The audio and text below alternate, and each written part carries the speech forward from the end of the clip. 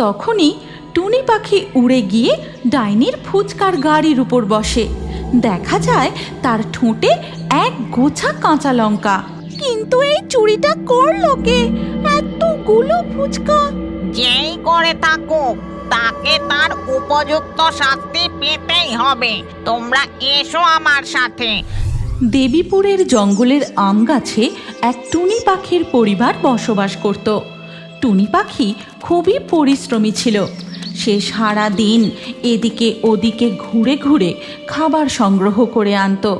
কিন্তু একদিন, টুনটুন, তুমি বাচ্চাদের সামলে রেখো, আমি বেরোচ্ছি, দেখি কি খাবার জোগাড় করে আনতে পারি। হ্যাঁ, এসো, সাবধানে যেও। দোকা দোকা দোকা দোকা। এরপর টুনি পাখি এদিক ওদিক নানান জায়গায় ঘুরে খুব সামান্যই কিছু খাবার নিয়ে তার বাসায় ফিরে আসে। আর তাই দেখে টুনটুন বলে, এ কি গো, এইটুকু খাবার? এতে তো আমাদের একটা বাচ্চারও ভালো করে পেট ভরবে না। ওদের যে খুব খিদে পেয়েছে। হ্যাঁ জানি টুনটুন, কিন্তু আমি কি করব বলো? সারাদিন ধরে তো চারিদিক ঘুরলাম, তাতেও এই সামান্য খাবারই পেলাম। কাল থেকে আমিও তোমার সাথে খাবার খুঁজতে বেরোবো। দেখবে, দুজনে মিলে খুঁজলে অনেক খাবার পাবো। না না, এই রোদের তাতে বেরিয়ে এখন আর তোমাকে কষ্ট করতে হবে না। বাচ্চাগুলো যে বড্ড ছোট, আমি দেখছি কি করতে পারি। এই কথা বলে টুনি উড়ে যায়। টুনি পাখি ছিল খুবই দায়িত্বশীল এবং বুদ্ধিমানও বটে। সে তার বাসা থেকে উড়ে যেতে যেতে দেখতে পায় খরগোশ, কাঠবেড়ালি, হনুমান তাদের নানান কাজে ব্যস্ত। গাজর গাজর গাজর নিয়ে যাও, গাজর। বাদাম বাদাম লাগবে, বাদাম, কাঁচা বাদাম, ভাজা বাদাম, বাদাম নিয়ে যাও, বাদাম। কলা কলা কলা নিয়ে যাও, কলা, পাকা পাকা মিষ্টি মিষ্টি কলা। তারা যে যার মতো করে জিনিস বিক্রি করছে এবং তাদের কাছে টিয়া, ম্যাকাও, হরিণ নানান খরিদ্দার এসে ভিড় জমাচ্ছে। বাহ, এরা কি সুন্দর নিজেদের মতন করে জিনিস বিক্রি করে উপার্জন করছে। আমিও যদি কিছু একটা বিক্রি করতে পারতাম। এরপর টুনি আবার সেখান থেকে উড়ে যায়। তারপর উড়তে উড়তে গিয়ে পৌঁছায় আর এক গ্রামে। সেখানে এক গাছের ডালে বসতেই টুনি চমকে ওঠে। ফুচকা ফুচকা, টক টক ঝাল ঝাল মশলাদার ফুচকা। ওরে বাবা, এ যে দেখছি ডাইনিদের ফুচকা গ্রাম। সব ডাইনিরা মিলে ফুচকা বিক্রি করছে। ওহ, কি সুন্দর ফুচকার গন্ধ, জিভে জল চলে আসছে। আর কত খরিদ্দার! টুনি যখন গাছের ডালে বসে বসে এই রকম নানান চিন্তা করছে, ঠিক তখনই, বলছি ফুচকায় আর একটু বেশি করে কাঁচা লঙ্কার ঝাল দাও তো। এই যা, আমার কাছে যা লঙ্কা ছিল তা যে শেষ হয়ে গেছে। দূর দূর, তুমি যে কি করো না ডাইনি, ফুচকায় একটু বেশি ঝাল না হলে হয়? আমার ফুচকা খাওয়ার আনন্দটাই মাটি হয়ে গেল। সত্যি আমার একটুও খেয়াল হয়নি যে লঙ্কাটা প্রায় ফুরিয়ে এসেছে। ঠিক তখনই টুনি পাখি উড়ে গিয়ে ডাইনির ফুচকার গাড়ির উপর বসে। দেখা যায় তার ঠোঁটে এক গোছা কাঁচা লঙ্কা। আরে টুনি পাখি, তুমি আমার জন্য কাঁচা লঙ্কা নিয়ে এসেছো, তোমায় অনেক অনেক ধন্যবাদ। হ্যাঁ, আমি যখনই শুনলাম তোমার কাছে কাঁচা লঙ্কা ফুরিয়ে গেছে, তখনই আমি উড়ে গিয়ে জঙ্গলের গাছ থেকে কাঁচা লঙ্কা তুলে নিয়ে এলাম। এরপর সমস্ত ফুচকা বিক্রি হয়ে গেলে ডাইনি ও টুনি পাখি একটা গাছতলায় গিয়ে বসে। তখন টুনি পাখি ডাইনিকে তার মনের কথা খুলে বলে। আচ্ছা, এই ব্যাপার। কোনো চিন্তা করো না টুনি, তুমি আমার কাছ থেকে তোমার প্রয়োজন মতো ফুচকা নিয়ে যাবে আর তোমাদের জঙ্গলে গিয়ে বিক্রি করবে। তারপর যা লাভ হবে তার থেকে না হয় আমার দাম মিটিয়ে দিও।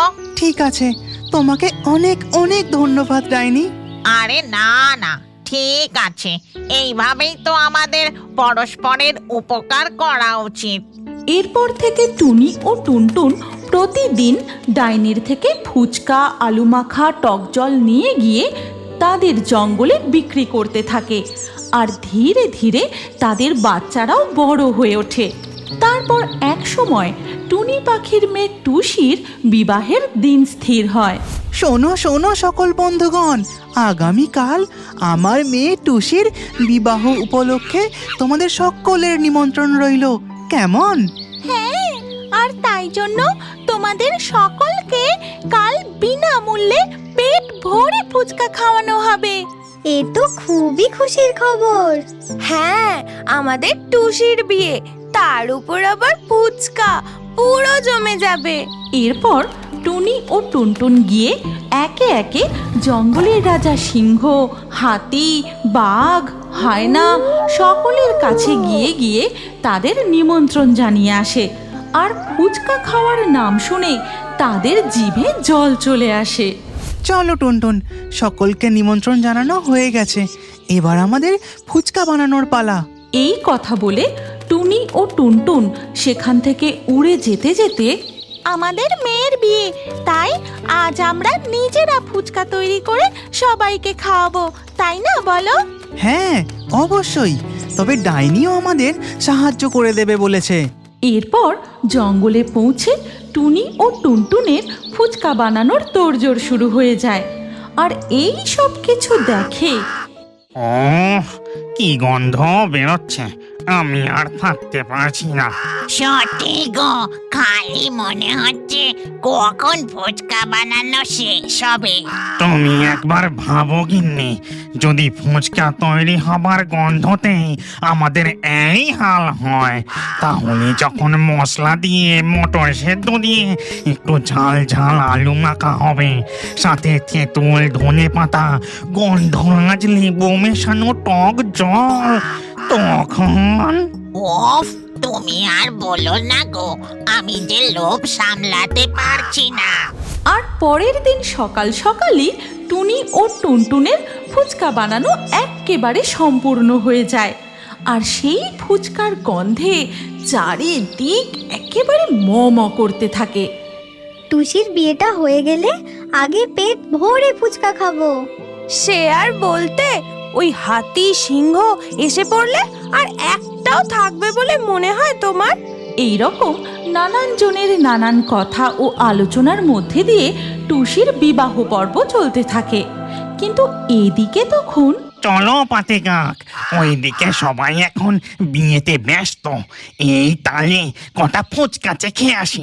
তাই চলো, আমি আর লোভ সামলাতে পারছি না। এই বলে তারা সেখানে উড়ে যায়। তারপর একটা একটা করে ফুচকা খেতে থাকে। যত খায় ততই তাদের লোভ বেড়ে যায়। আরও খায়, আরও খায়, খেয়েই যায়।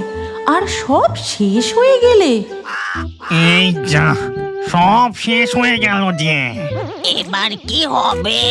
ওরে বাবা, এদিকে আমার পেটটাও যে কেমন ব্যথা ব্যথা করছে। আমারও আর হবে নাই বা কেন, হাতি, সিংহ, বাঘ, জঙ্গলের সকলের ফুচকা আমরা একসাথে একবারে খেয়ে নিয়েছি, সহ্য হবে কি করে? আর কথা নয়, এখন চলো এখান থেকে। এরপর তারা সেখান থেকে উড়ে পালায়। আর বিয়ে মিটে যেতে টুনি ও টুনটুন ফিরে এসে দেখে, এ কি, ফুচকাগুলো কোথায় গেল? ও মা, তাই তো, আলু মাখা, টক জল সব শেষ। দেখে তো মনে হচ্ছে কেউ খেয়ে গেছে। ওদিকে দূর থেকে তখন হাতির ডাক শোনা যায়, সাথে সাথে বাঘের আর হায়নারও। টুনি, মনে হচ্ছে আমাদের রাজামশাই নিমন্ত্রণ রক্ষার উদ্দেশ্যে রওনা দিয়ে দিয়েছেন। তাহলে এবার কি হবে? উনি তো খুব রেগে যাবেন। তুমি কিছু চিন্তা করো না টুনটুন, আমরা সবাই তোমাদের সাথে আছি। এরপর জঙ্গলের সকলে মিলে একসাথে ফুচকা বানানোর কাজে লেগে পড়ে। ডাইনি মশলা বাটে, হনুমান জল নিয়ে আসে, কচ্ছপ মাথায় করে আনে আলু, তোতা পাখি লঙ্কা, আর হরিণ আনে ধনে পাতা, কাঠবেড়ালি আনে লেবু। আর সকলের সহযোগিতায় খুব তাড়াতাড়ি আবারও ফুচকা তৈরি হয়ে যায়। তারপর হাতি, বাঘ, সিংহ এলে জঙ্গলের সব পশু পাখিরা মিলে মন ভরে পেট ভরে ফুচকা খেতে থাকে। তোমাদের সকলকে অনেক অনেক ধন্যবাদ। আজ তোমরা না থাকলে এইভাবে বলো না টুনি, আমরা যে সবাই সবার বন্ধু, আর বন্ধুর বিপদে তো বন্ধুরাই সাহায্য করে, পাশে থাকে, তাই না? কিন্তু এই চুরিটা করলো কে? এতগুলো ফুচকা! যেই করে থাকুক তাকে তার উপযুক্ত শাস্তি পেতেই হবে। তোমরা এসো আমার সাথে, চারপাশটা একটু খুঁজে দেখি। এরপর তারা ডাইনির সাথে আশপাশটা খুঁজে দেখতে থাকে কোনো প্রমাণ পাওয়া যায় কিনা। আর তারপর দেখা যায় কালু কাক ও পাতি কাক পেট উল্টে আকাশের দিকে পা তুলে পড়ে আছে। ও বাবা, আর চোরকে খুঁজতে হবে না, শাস্তিও দিতে হবে না, চোর নিজে নিজেই শাস্তি পেয়ে গেছে। তোমরা আমাদের বাঁচাও, আমরা আর উঠতে পারছি না। আমাদের পেট ফেটে যাচ্ছে বাবা রে। এবার বুঝেছ তো চুরির ফল? এরপর সবাই একসাথে হেসে ওঠে।